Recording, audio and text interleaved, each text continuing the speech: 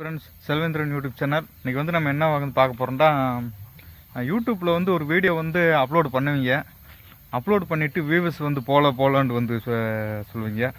அது ஏன் வந்து வியூவர்ஸ் போகலன்னா, வீடியோ வந்து போட்டால் மட்டும் பத்தாது. வீடியோ வந்து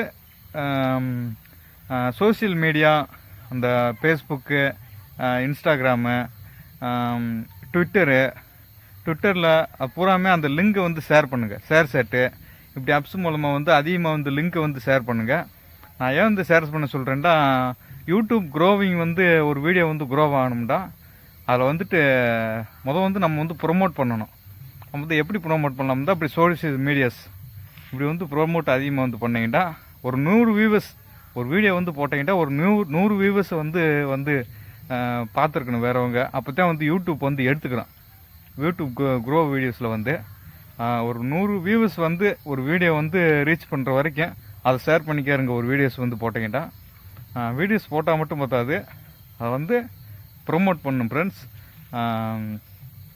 அப்போ தான் வந்து யூடியூப் சேனல் வந்து க்ரோ ஆகும். அதிகமான சப்ஸ்கிரைபர்ஸ் வந்து இன்க்ரீஸ் ஆவாங்க.